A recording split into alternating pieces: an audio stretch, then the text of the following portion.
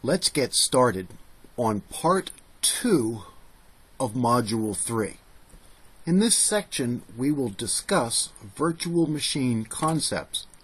But first, let's do a brief review of creating a virtual machine.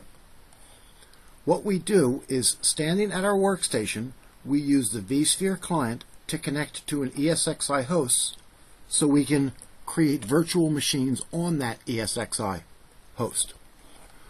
To connect to the ESXi host, we click on the shortcut for the vSphere desktop client, type in the IP address, the administrator name, and password for that ESXi host, and click on Login. We select the Virtual Machine tab, and we right-click on the ESXi host and select New Virtual Machine. Under Configuration, we select Custom, followed by Next. We assign the virtual machine a name, such as File Server 1, followed by Next. We select the data store, followed by Next. We specify the virtual machine version, followed by Next. And we specify the type of operating system that we plan to install on that virtual machine, followed by Next. We specify the number of CPUs and the number of cores that we will assign to the virtual machine, followed by Next. We specify the amount of RAM that we will assign to the virtual machine, followed by Next. We specify that we will have one virtual network interface card, and it is an E1000 adapter, followed by Next. For SCSI controller, we typically select the LSI Logic SAS, followed by Next. We will select Create a New Virtual Disk, followed by Next. The size of the virtual disk, we will allocate 40 gig, and under the provisioning method, we like to use the thin provisioning method because when we use the thin provisioning method, it doesn't really take up space on the data store until data is actually stored to the virtual disk, followed by Next.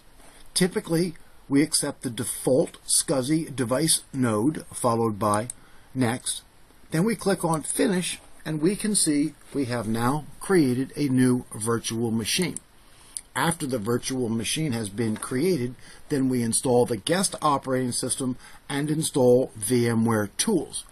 In summary, to create a virtual machine, we use the vSphere desktop client to connect to the ESXi host. We create a virtual machine, assign it the number of CPUs and amount of RAM and hard disk space. We install and configure the guest operating system, and then we install VMware tools. Now, let's move on and discuss virtual machine concepts. The question is, what is a virtual machine? Is it hardware or is it software? A virtual machine is both hardware and software. It is hardware in that a virtual machine is a subset of the hardware on an ESXi host. If the ESXi host has 8 CPUs and 64 gig of RAM, then the virtual machine might get 2 CPUs and 8 gig of RAM.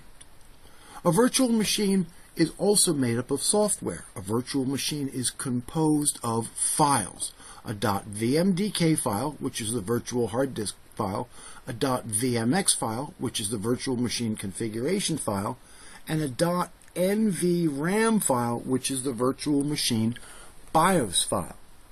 So let's browse the data store and take a look at those virtual machine files.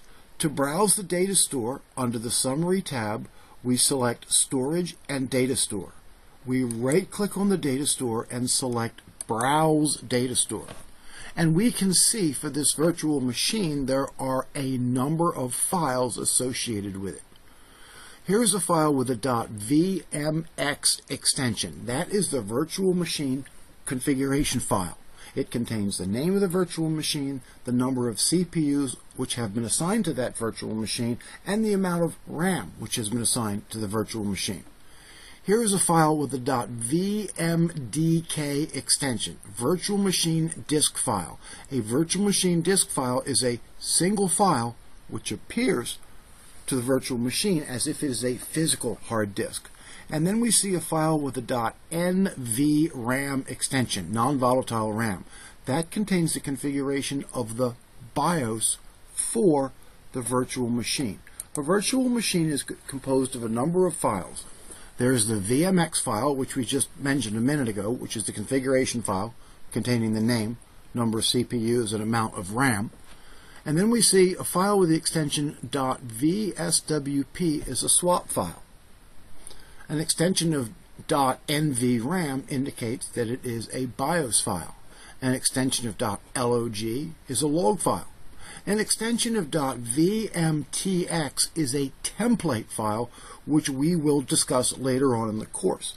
And then we see here are a number of .VMDK files, virtual machine disk files. We see a raw device map file, a disk descriptor file, and a disk data file.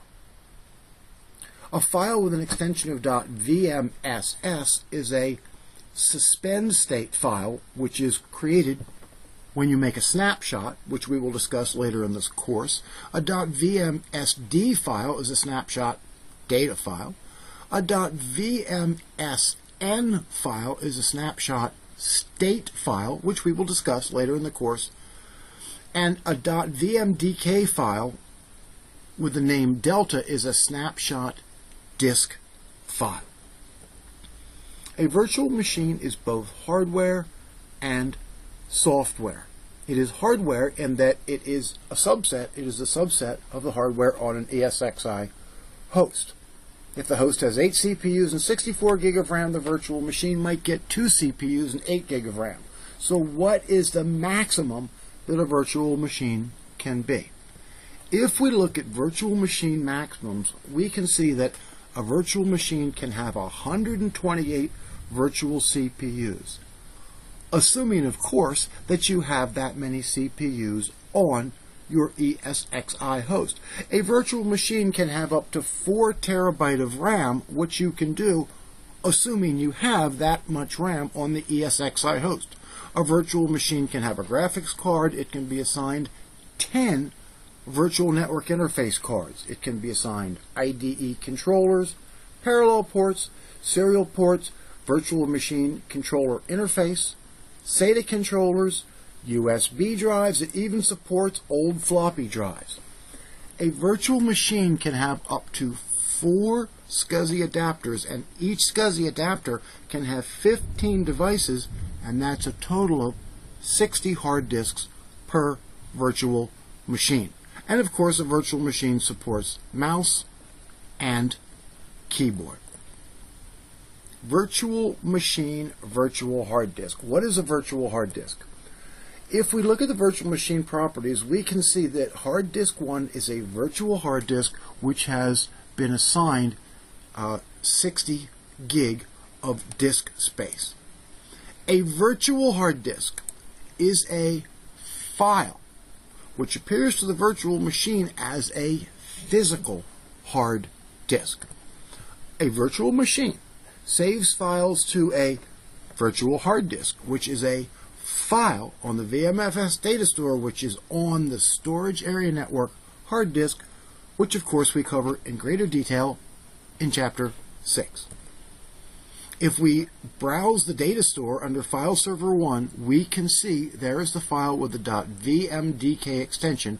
That is the virtual hard disk. Virtual machine DVD configuration.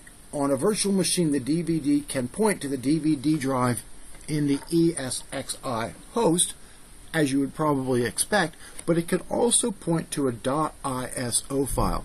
An ISO file is a file which appears to the virtual machine as a physical DVD.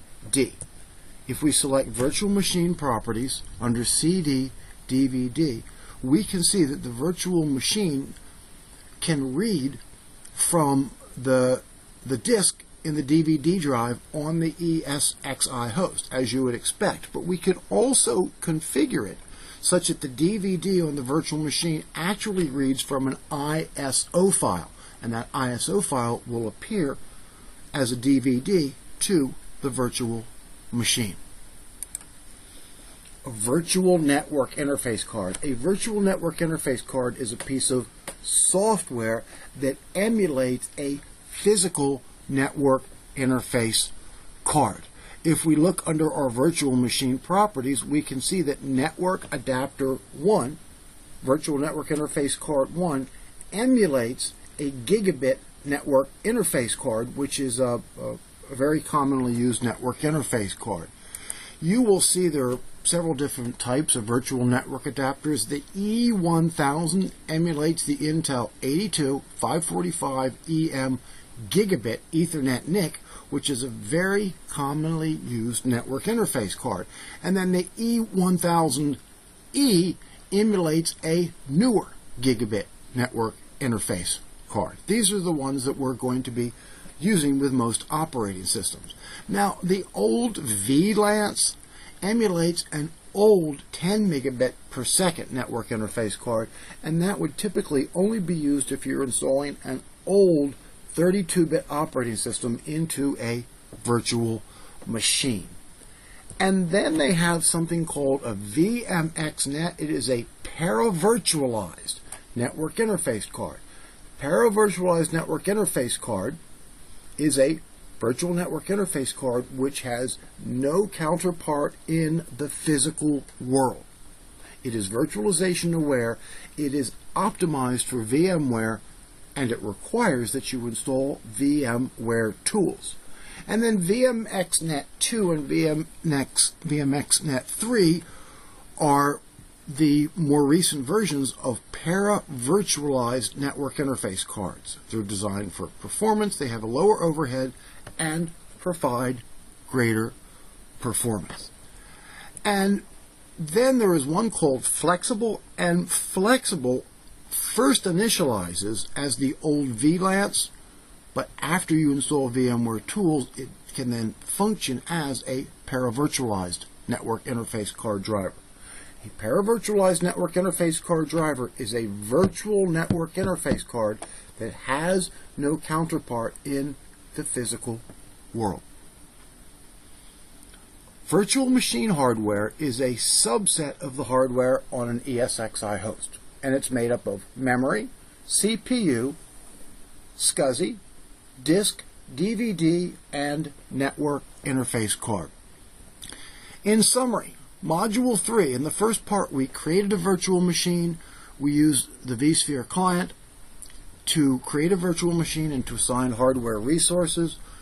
We installed and configured the guest operating system, and we installed VMware tools. And under virtual machine concepts, we looked at the definition of a virtual machine, and we saw that a virtual machine is made up of a subset of the hardware on an ESXi host, and it is composed of a number of files. And this concludes Module 3.